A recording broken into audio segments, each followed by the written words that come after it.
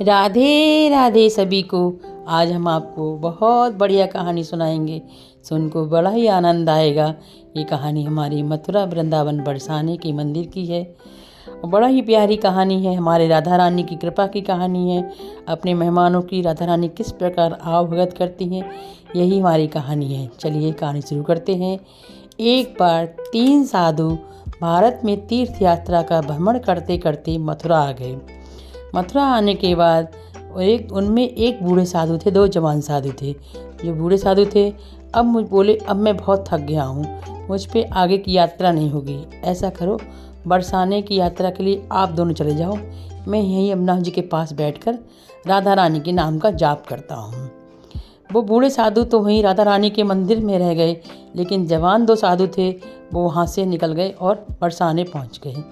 बरसाने पहुंचने के बाद उन साधुओं के मन में विचार आया कि हम बरसाने में आए हैं, हम तो राधा रानी के मेहमान हैं, हम बरसाने में भिक्षा नहीं मांगेंगे, क्योंकि हम उनके मेहमान हैं। मेहमान क्यों भिक्षा मांगेंगे?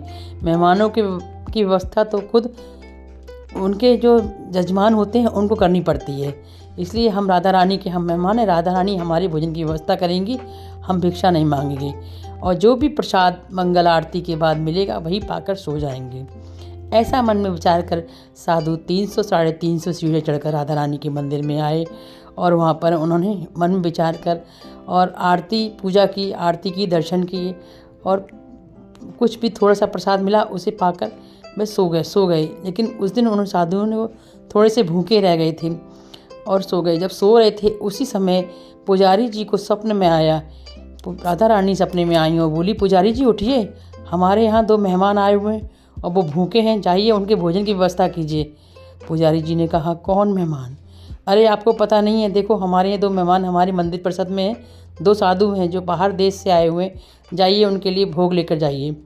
पुजारी जी उठे और राधा रानी के मंदिर में से जो भोग प्रसाद रखा हुआ था वो ले जाकर साधु जी को दिया, और साधु जी ने जब भोजन उठाया, उठिए महाराज जी आप भोजन कर लीजिए।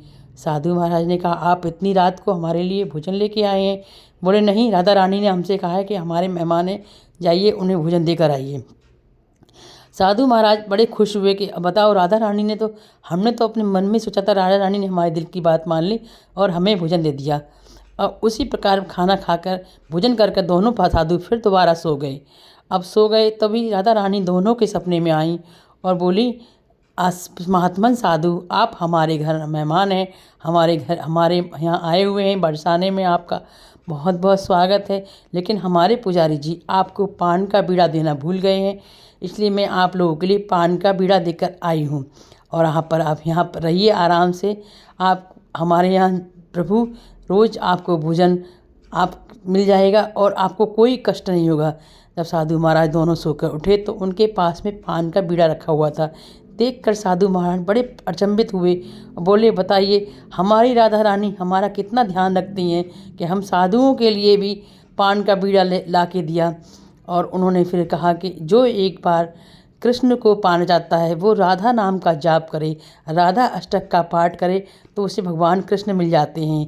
उसी प्रकार अगर राधा को पाना है तो कृष्ण नाम का जाप करे तो राधा मिलते हैं, क्योंकि कृष्ण हमेशा राधा राधा करते रहते हैं।